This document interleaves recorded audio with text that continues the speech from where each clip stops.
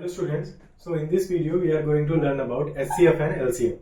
ये टॉपिक हमने लिया है रियल नंबर से class 10th mathematics chapter 1. Okay, so here we know what is SCF. It is highest common factor.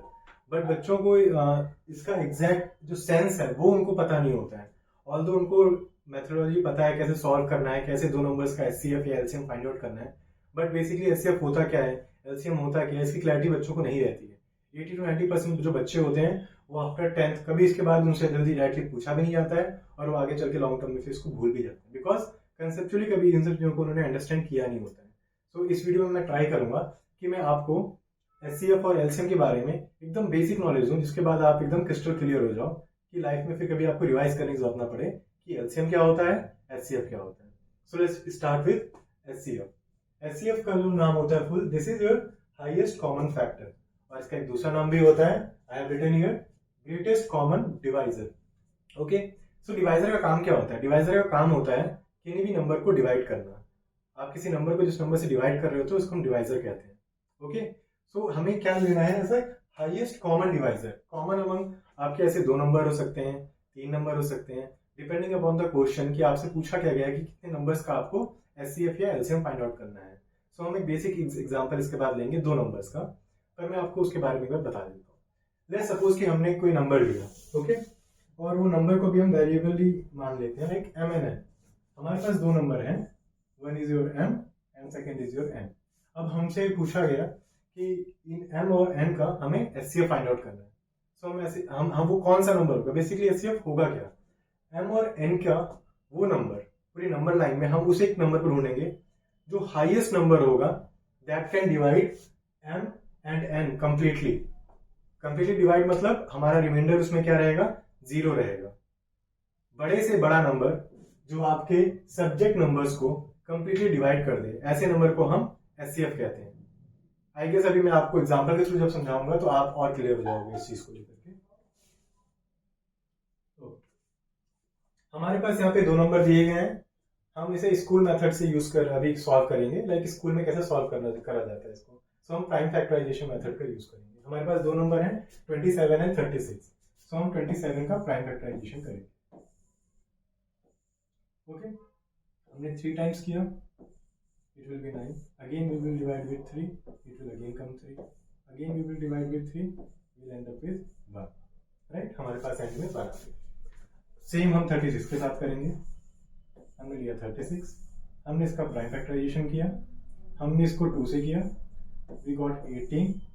Then again हमने इसको 2 से डिवाइड किया, we will get 9. फिर हमने अगेन इसको 3 से डिवाइड किया, we will get 3. और फिर हमने इसको 3 से डिवाइड किया, हमें एंड में मिला 9. राइट, सो हमारे पास अब यहाँ पे दो नंबर्स आ गए. सो हम अब इनको फॉर्म में लिख लेते हैं, like 27 we can write 3 multiply 3 multiply 3. Okay, and for 36 we can write 2 multiplying 2 multiplying 3 and then multiplying with 3. right, हमारे पास यहाँ पे दो नंबर आ गए. SCF में हमें क्या कहा जाता है, that we have to go for the common factors with the least exponent value.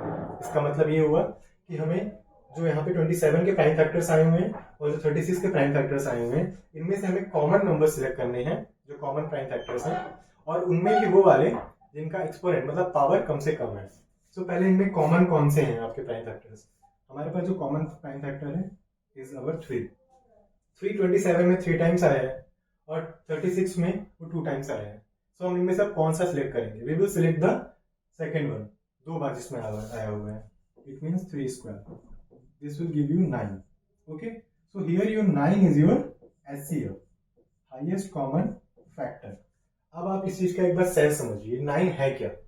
9 वो सबसे बड़ा नंबर है जो आपके 36 को और 27 को दोनों को डिवाइड कर देगा completely with the reminder coming to be 0.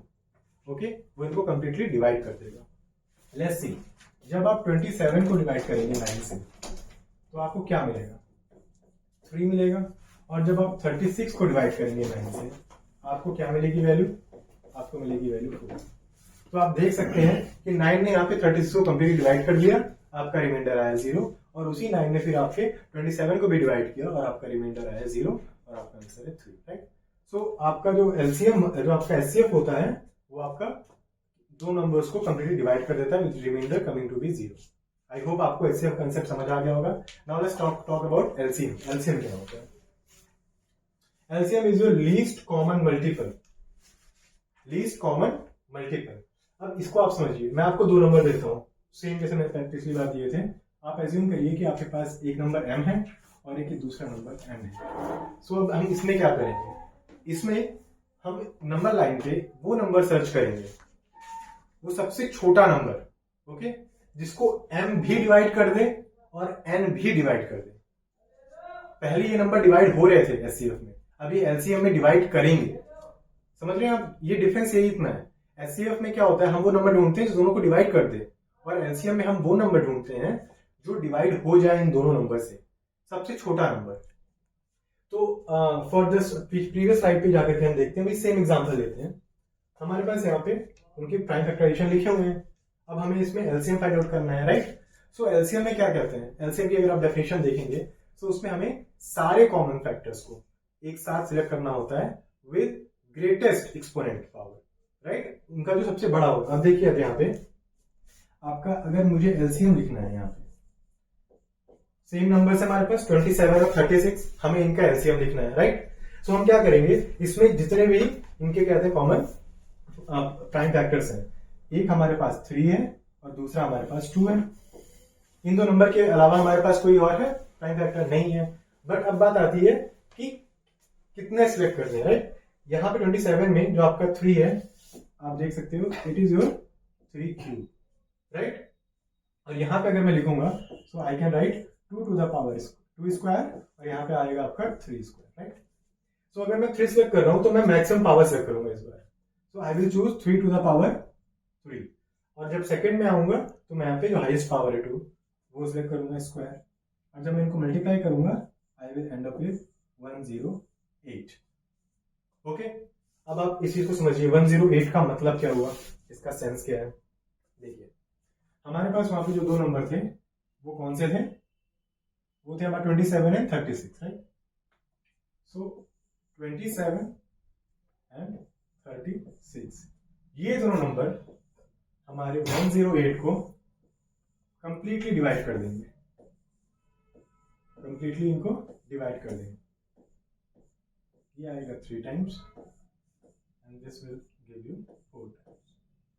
देख रहे हैं आप? और 108 से अगर आप नीचे जाओगे 107, 106 आप ऐसे आओगे तो आपको कोई भी ऐसा नंबर नहीं मिलने वाला है जिस नंबर को ये दोनों नंबर डिवाइड कर पाए।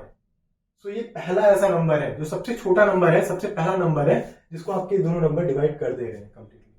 सो ऐसे नंबर को जो डिवाइड हो जाएगा आपके दोनों गिवन नंबर से, उनको सब्जेक्ट नंबर से, उनको हम क्या बोलेंगे, एलसीएम, लीस्ट कॉमन मल्टीपल।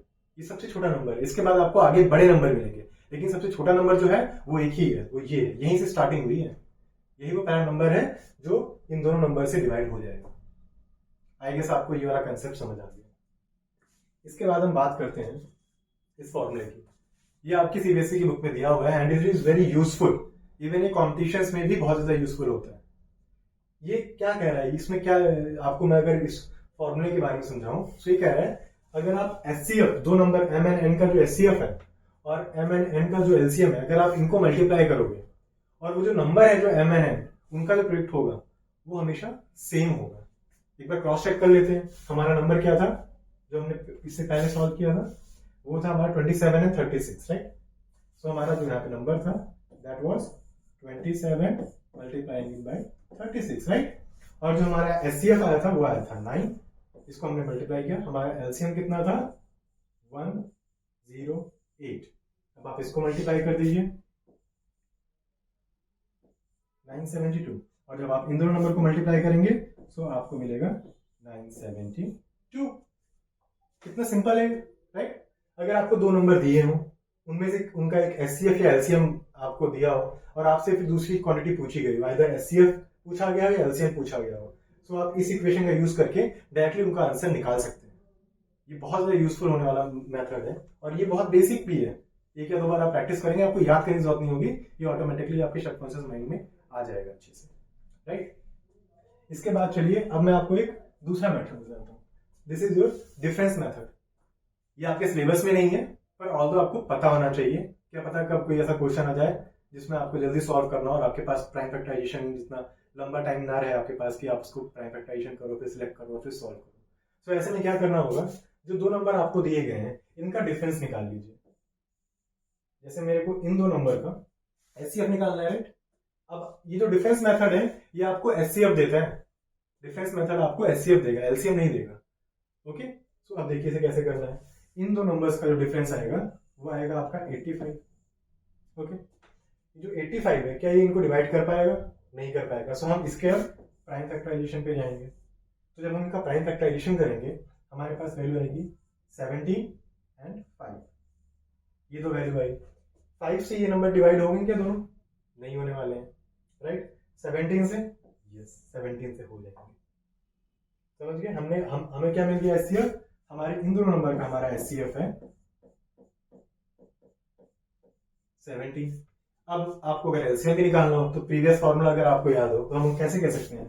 हम लिख सकते हैं LCM into 17 is equal to product of these two number 391 multiplying it with 476, और हमें एलसीएम चाहिए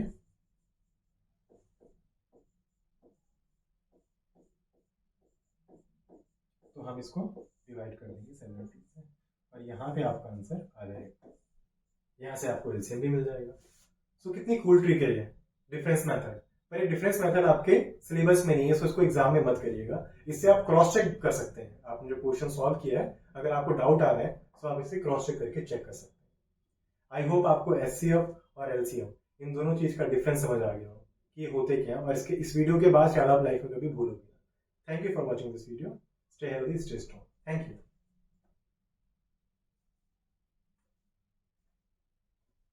कुछ ये यहीं से होगा ना। रेड है तो मतलब